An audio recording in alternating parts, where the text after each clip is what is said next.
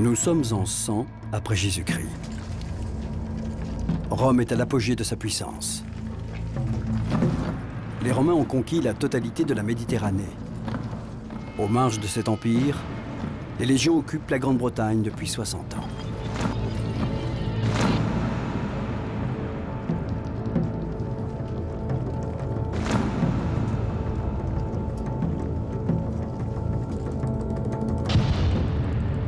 La Pax Romana, la paix romaine, règne partout.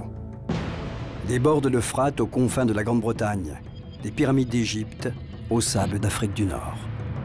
Partout des cités magnifiques, des aqueducs, des ponts.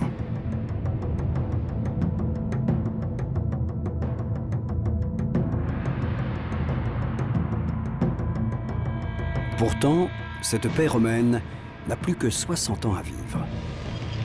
L'Empire semblait devoir durer 1000 ans. Il n'est qu'un colosse aux pieds d'argile. Les légions que l'on croyait invincibles seront bientôt emportées par les hordes barbares. Comment expliquer une telle défaillance? Comment découvrir ce qu'était vraiment l'armée romaine?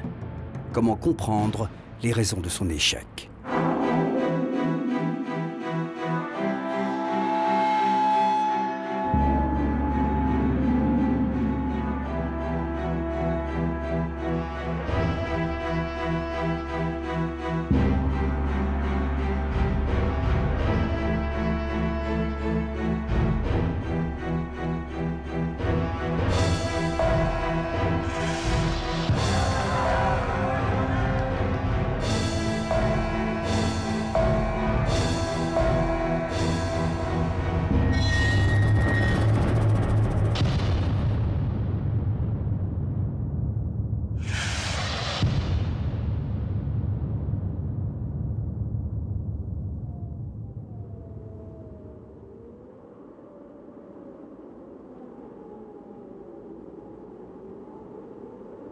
Sur la frontière entre l'Écosse et l'Angleterre, les archéologues ont découvert l'emplacement d'un fort de bois. La fouille a débuté en 1950. On pense alors que plusieurs générations de soldats s'y sont succédés entre 85 et 350 après Jésus-Christ.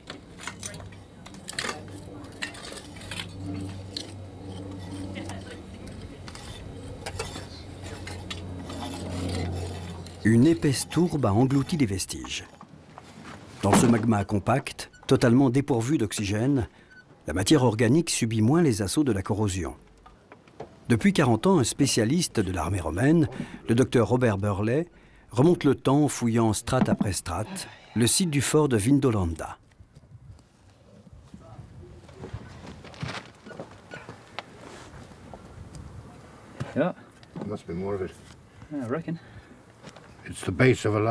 C'est la base d'une grande jarre pour cuisiner. C'est de la vaisselle. Ça a été très exposé au feu. Il ne nous reste plus qu'à retrouver les 40 morceaux restants.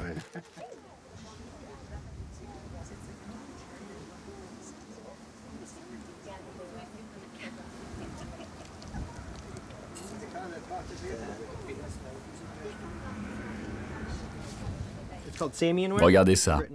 C'est de la poterie sigillée. En fait, ce sont des poteries réalisées avec des moules. La plupart de ces poteries trouvées à Vindolanda viennent de la Crevesanque, une ville de l'Aveyron, en France. Elles étaient importées par les militaires pour être utilisées ici, à Vindolanda.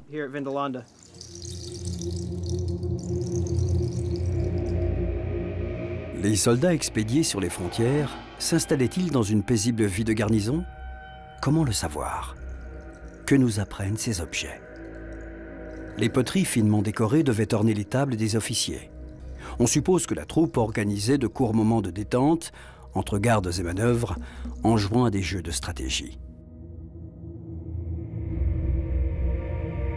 Sous Trajan, à la fin du 1er siècle de notre ère, les Romains ont placé leurs pions sur l'échiquier d'un immense empire. En 500 ans, Rome a forgé un outil militaire terriblement impressionnant. Sous la République d'abord, en intervenant chaque fois que l'un de ses alliés était attaqué. Sous l'Empire ensuite, où les soldats deviennent des professionnels, membres d'une armée de métier. Les recrues sont mobiles et parfaitement entraînées. Ces légions ont battu tous leurs adversaires, les troupes d'Hannibal, les hoplites grecs, les guerriers perses. Elles font preuve d'une redoutable efficacité. Partout, leur réputation les précède. Les légions sont craintes dans tous les pays du bassin méditerranéen. La légion, c'est d'abord l'instrument principal de la conquête. Depuis sa fondation en 754 avant Jésus-Christ, la ville de Rome n'a cessé d'accroître sa puissance. Gouvernée d'abord par des rois, elle devient vite une république. Au milieu du IIIe siècle avant notre ère, la péninsule italienne est conquise. Hors des frontières, une autre aventure commence. La péninsule ibérique tombe rapidement avant que Jules César ne soumette toutes les tribus de Gaule lors d'une campagne difficile.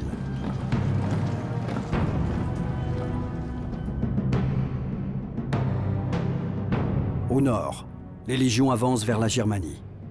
Elles prennent la Norique, la Dalmatie, et progressent en Grèce et jusqu'aux confins du Proche-Orient, en Syrie et en Palestine. Dans le même temps, après avoir écrasé Carthage, Rome s'empare de toute l'Afrique du Nord. 500 ans après la fondation de la ville, les Romains dominent toute la Méditerranée.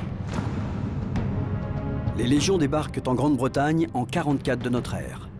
C'est l'empereur Trajan qui annexe les dernières conquêtes, l'Arabie, la Mésopotamie et la Cappadoce en 105 de notre ère, la Dacie un an après. Mais que sait-on de la vie des légionnaires durant ces campagnes? En 100, Trajan fait élever à Rome une colonne de 40 mètres de haut, surmontant ce qui devait être son tombeau.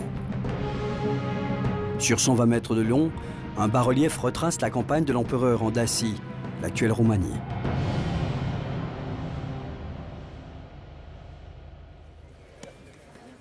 Toute la vie des légions est racontée par cette bande dessinée détaillée dont l'archéologue Salomon Reynard a relevé le moindre plan. Le bas-relief présente les légionnaires dans leurs moindres détails: casque, armure, équipement. Il retrace les batailles, le siège des villes, mais surtout les méthodes de progression des armées en marche et le mode de construction des retranchements. Tout est là. Il ne manque que la parole à ces hommes figés dans la pierre.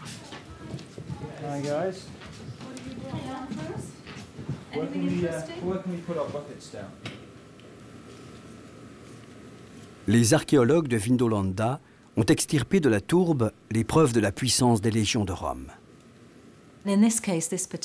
Dans ce cas particulier, ce crâne de bœuf a été fixé sur un pieu et utilisé comme cible.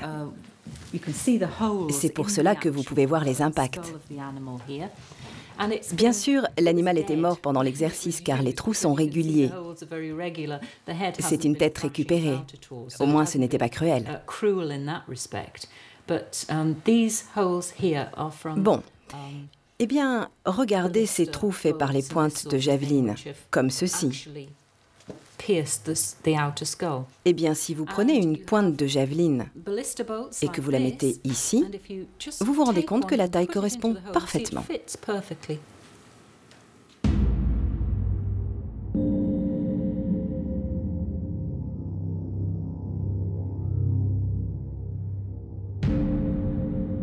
Les entrepôts du fort contenaient les lances de la cavalerie, les pointes des pylônes de l'infanterie forgées par les soldats eux-mêmes, les projectiles des catapultes et les pierres utilisées par les frondeurs.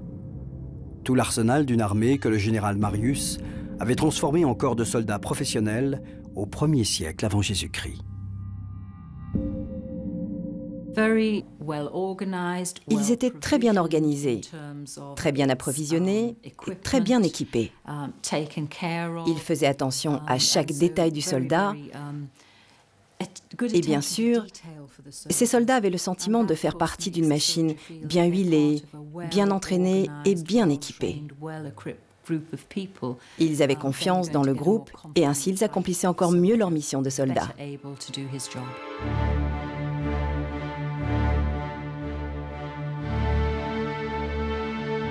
La force de la Légion réside dans l'esprit de corps. Le groupe est soudé autour du symbole de l'Empire, l'aigle. Mais cette puissance repose aussi sur la discipline de fer imposée aux recrues. Les légionnaires font 25 ans de service. Ils n'ont pas le droit de se marier et n'ont que peu ou pas de divertissement. Les journées passent en longue marche sous le poids d'un barda de 40 kilos. Lorsqu'ils sont retranchés, les hommes s'entraînent. Le légionnaire naît et passe son existence l'arme au poing. Toute sa vie, il répète inlassablement les manœuvres, acquérant des automatismes qui font de la Légion le corps d'armée le plus discipliné de l'Antiquité. Et lorsqu'il ne s'entraîne pas, le soldat astique son armure et son casque en attendant la revue du centurion. Si cela ne brille pas, il sera puni. Une patrouille harassante, dans le meilleur des cas, des coups de bâton ou de fouet dans le pire. S'il déserte et qu'il est repris, c'est la mort qui l'attend. Aux 4 points cardinaux, les légions imposent la romanité par le fer et par le sang, mais aussi en aménageant le paysage. Car désormais, il faut protéger cet empire en expansion, augmentant les kilomètres de frontières dressés face aux barbares. Des forts s'élèvent sur les marges de cet immense empire.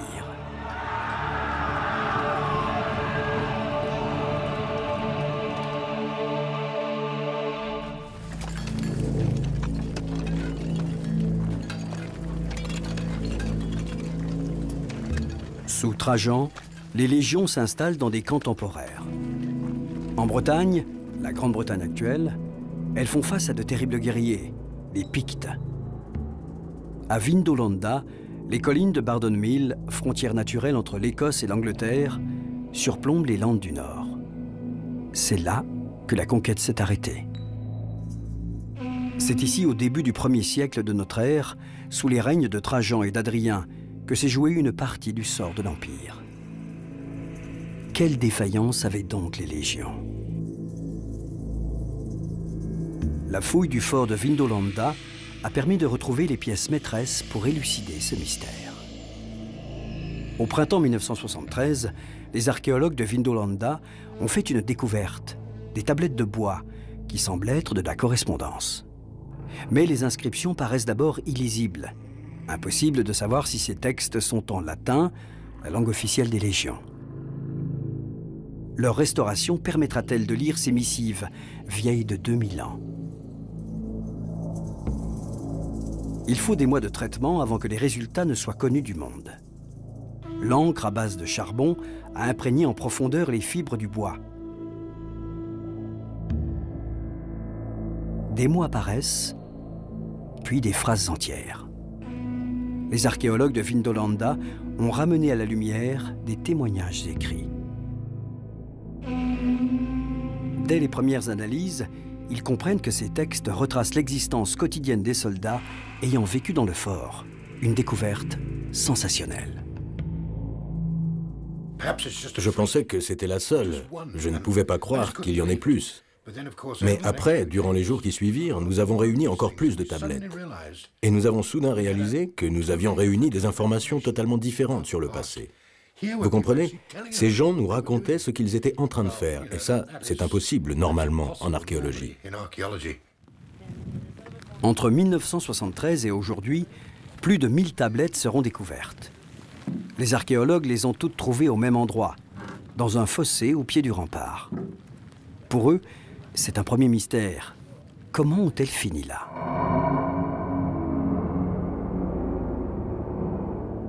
Les tablettes sont en chêne. Elles ont la taille d'une carte postale.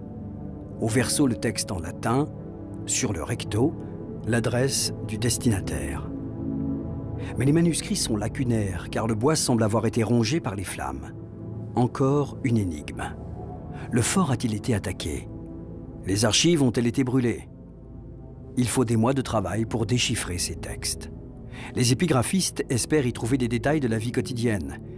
Mais dès le début de leurs travaux, ils constatent que les auteurs des courriers ont signé leurs missives. Un nom revient souvent, Flavius Syrialis. Quel renseignement sur l'armée romaine peut livrer cette découverte? Les légionnaires ont-ils daté leurs messages? Il faut de longs mois aux épigraphistes pour traduire ces documents.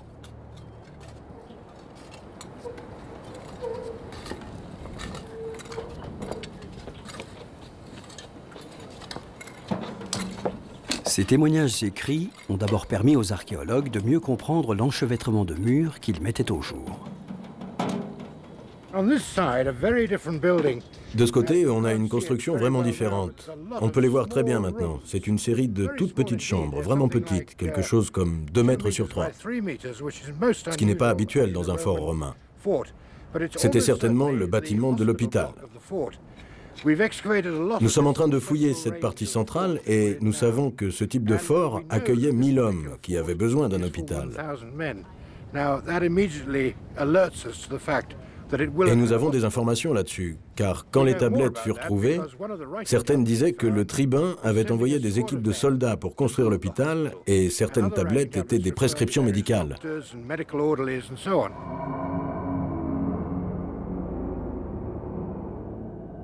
Les premières conclusions des épigraphistes sont claires.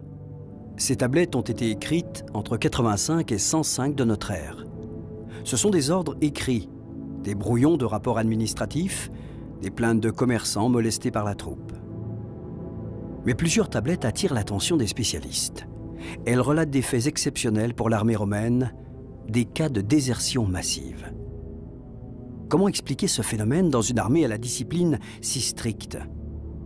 Les archéologues sont partis en quête d'autres tablettes pour comprendre ce qui s'était passé dans le fort de Vindolanda au 1er siècle de notre ère. Grâce à ces courriers, ils ont d'abord réussi à retracer une partie de l'existence d'un homme, Flavius Cerealis.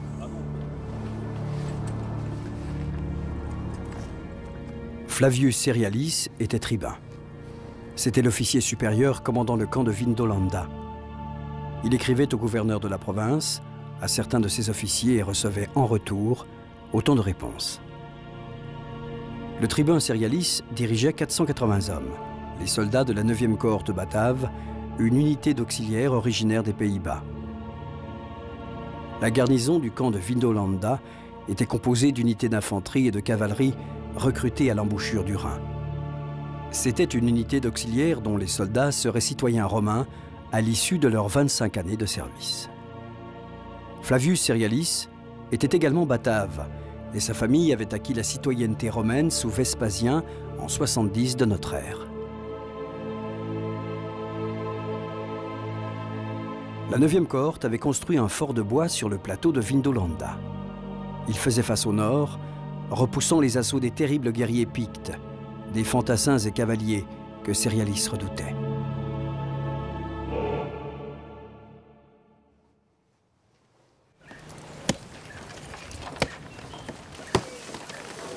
Lorsqu'ils sont parvenus sur la frontière du Nord, les hommes de la 9e cohorte ont relevé la garnison qui les avait précédés sur le plateau.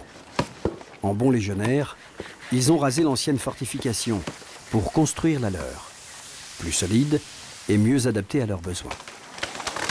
La force de Rome, c'est que ces militaires ne sont pas que des guerriers. Ce sont aussi des terrassiers, des bûcherons, des bâtisseurs et des ingénieurs.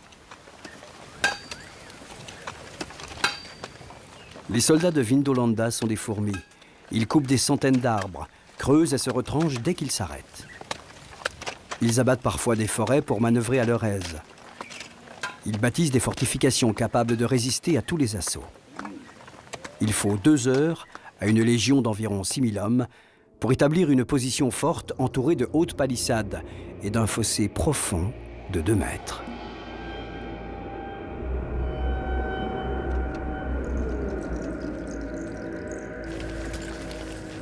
À Vindolanda, le détachement de Flavius Cerealis a construit un fort sans savoir s'il allait demeurer longtemps en poste. Demain, peut-être, ces hommes devront s'enfoncer encore plus profondément en territoire ennemi. Sous Trajan, à la fin du 1er siècle, 28 légions, 150 000 hommes, veillent sur l'Empire. Ce sont des citoyens romains, mais la défense des frontières réclame de plus en plus d'hommes. Aux côtés des légions, les cohortes auxiliaires sont constituées de recrues levées dans les territoires conquis. S'ils survivent aux 25 années de service, ils pourront acquérir, eux aussi, la citoyenneté romaine. Ils seront propriétaires d'un petit lopin de terre. C'est ce qu'espèrent aussi les hommes de la 9e cohorte. Pour eux, le plateau de Vindolanda est au bout du monde. Ils ont mis plusieurs semaines pour venir de Gaule. Certains sont malades, atteints de conjonctivite qui les affaiblit. nombre d'entre eux sont déjà tombés dans des embuscades. Flavius Cerialis compte ses morts. Les Pictes lancent leur cavalerie légère avec force et vivacité et se fondent dans la lande aussi vite qu'ils sont venus. Dans les premiers temps, les soldats devront d'abord vivre de rapine. Ce dont ils ont besoin pour vivre, ils le pilleront dans les villages ennemis. Ce sera assez pour installer le camp et pour s'accrocher sur cette terre gorgée d'eau. Lors de ces razzias, ils tenteront de trouver cette paille sèche qui est le seul plaisir du légionnaire car elle est son unique litière.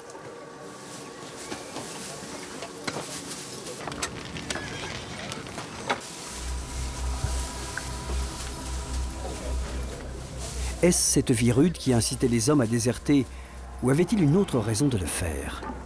Les archéologues du site de Vindolanda espèrent trouver la réponse durant les fouilles.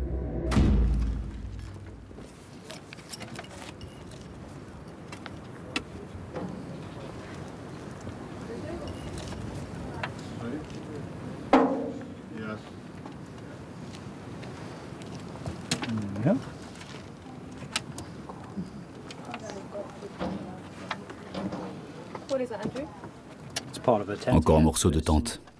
Mais celui-là est vraiment en très bon état. Il sent encore le cuir. Et il est même encore très souple.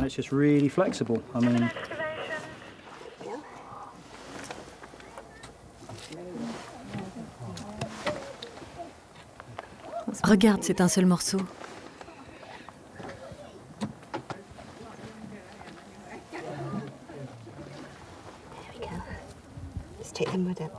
Tu peux enlever la terre, là?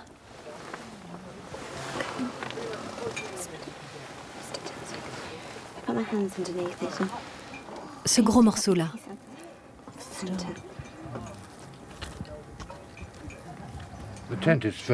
Les tentes étaient utilisées par l'armée romaine durant les campagnes militaires, ce qui dépassait largement les périodes estivales. Les soldats vivaient souvent sous les tentes. Chaque groupe de 8 hommes avait une mule qui transportait la tente. Les hommes, eux, portaient les ustensiles de cuisine, les armures et les armes.